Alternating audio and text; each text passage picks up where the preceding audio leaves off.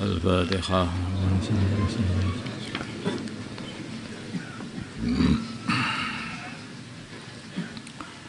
Bahtul Masail Senin 20 Jumadil Ula 1442 4 Januari 2021 Masehi. Masalah jual beli emas online. Sekarang ini sedang marak-maraknya memperjualbelikan emas dengan cara online. Di antara caranya adalah melalui aplikasi seperti Shopee.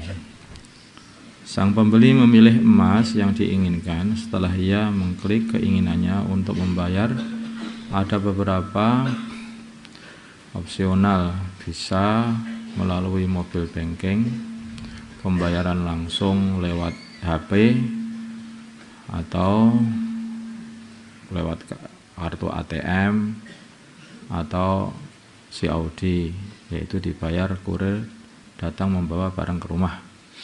Dibayar saat kurir datang membawa barang ke rumah. Juga kadang-kadang lewat Alfamart, dan juga ada koin Shopee. Saya kurang begitu paham ini. Yang didapatkan karena sering membeli barang melalui Shopee. Pertanyaan, bagaimana hukum transaksi tersebut, yaitu jual beli emas secara online? Tidak diperbolehkan. Jual beli emas secara online ini tidak diperbolehkan karena tidak ada serah terima secara langsung dalam suatu tempat transaksi. Tidak ada serah terima, tidak menyerahkan terima. Tidak ada takobut.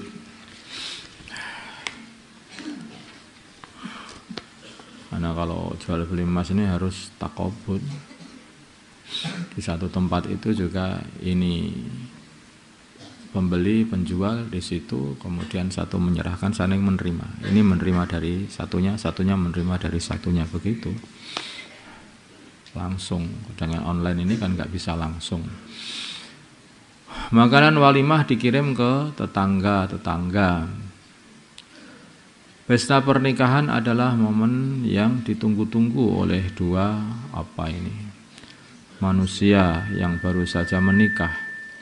Hanya saja di saat pandemi ini, protokol kesehatan memberi arahan agar tidak ada acara kumpulan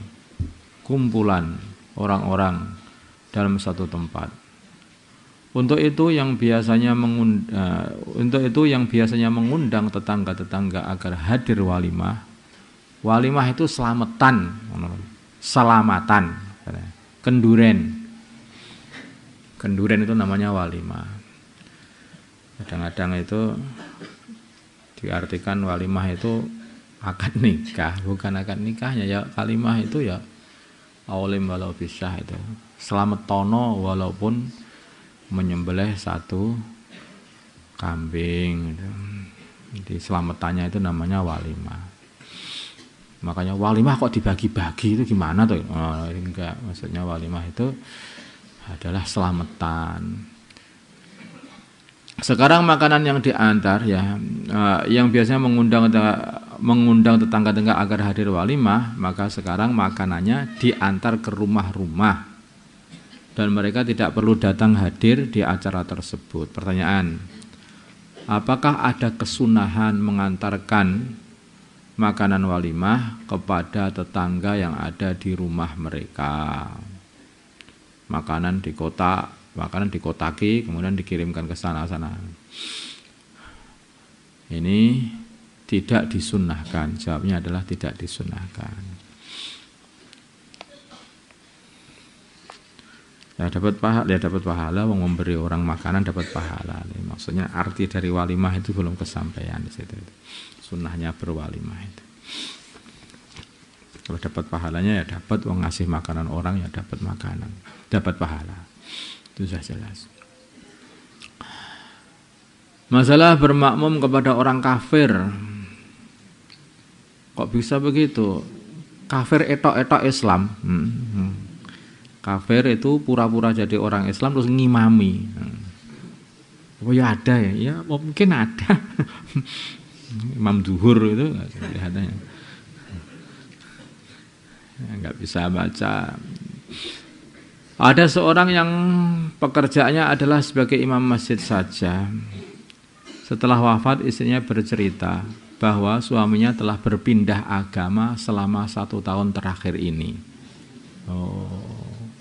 Jadi aslinya imam masjid, terus kemudian murtad itu dari Islam, tapi masih ngimami masjid aja. Nah, wah ini.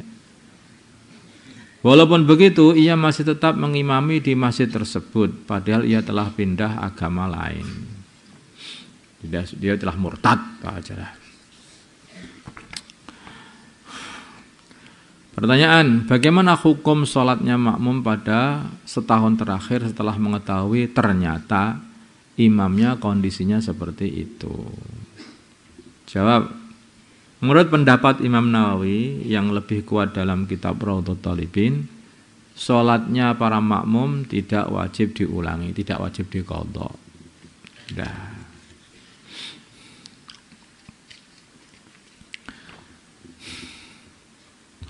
4. Bagaimana cara mensucikan luka gigitan anjing? Di orang digigit anjing.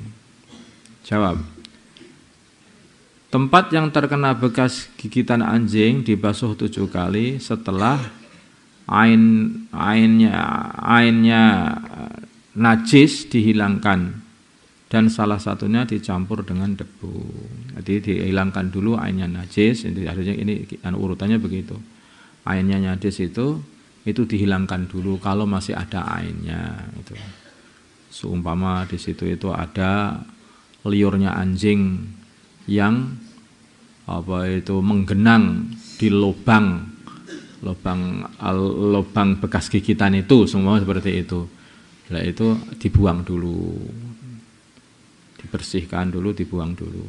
Baru dibasuh 7 kali, salah satunya dengan debu. Gimana dengan debu ini, Pak? Masa digosok sama ini sakit? Enggak, pakai aja. Airnya itu dikasih debu jadi air keruh. Nanti airnya keruh itu disiramkan di situ itu sudah dengan debu saja bisa. Itu juga di antara fadilahnya menghilangkan jarasim, kuman-kuman dari gigitan anjing itu. Insya Allah enggak akan jadi gila kamu kena gigitan itu. Dengan cara begitu. Wallahu a'lam.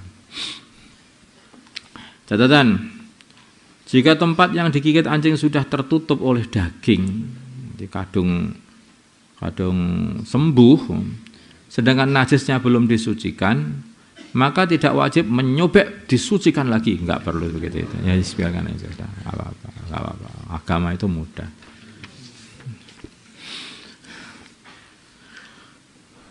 5. Masalah mandi Jumat. Ini penting sekali ini.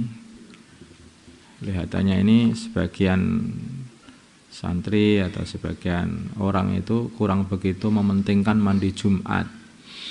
Padahal mandi Jumat itu zaman dulu itu dipentingkan sekali oleh orang-orang, para ulama salaf kita, orang-orang kuno dulu. Bagaimana hukumnya mandi Jumat? Hukum mandi Jumat adalah sunnah. Namun ada sebagian ulama salaf, ulama kuno yang mengatakan bahwa hukum mandi Jumat adalah wajib. Nah, hati-hati ya.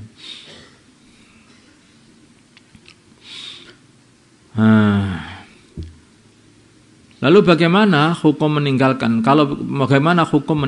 mandi Jumat? Meninggalkan mandi Jumat adalah makruh. Dan seumpama kamu meninggalkan mandi Jumat, sunnah untuk diqadha. Habis Jumat qadha. Belum mandi dulu. Ya. Gitu ya. Sekarang mandi sunnah tanpa membasuh kepala. Kayak mandi Jumat tadi. Apakah mandi Jumat dengan tanpa menyiram rambut, menyiram kepala? Menyiram kepala aja. Karena kalau kepalanya enggak ada rambut, gimana ya? Menyiram kepala sudah mendapatkan kesunahan mandi Jumat? Jawab, belum mendapatkan kesunahannya. Namanya mandi, tapi bukan mandi sunnah. Mandi. Nah, dinamakan mandi apa enggak? Ya mandi, namanya mandi. Namanya mandi, tapi bukan mandi yang sunnah. Allahumma shalli ala sayyidina Muhammad wa ala sayyidina Muhammad wa ala sayyidina Ibrahim wa ala sayyidina Ibrahim wa barik ala sayyidina Muhammad wa ala sayyidina Muhammad. Allahumma arhamna sayyidina Muhammad Allahumma ighfir lana sayyidina Muhammad Allahumma sallim alih baina qulubihim wa sayyidina Muhammad Allahumma salli wajh rasulika Muhammad sallallahu alaihi wasallam. Alhamdulillahirabbil alamin.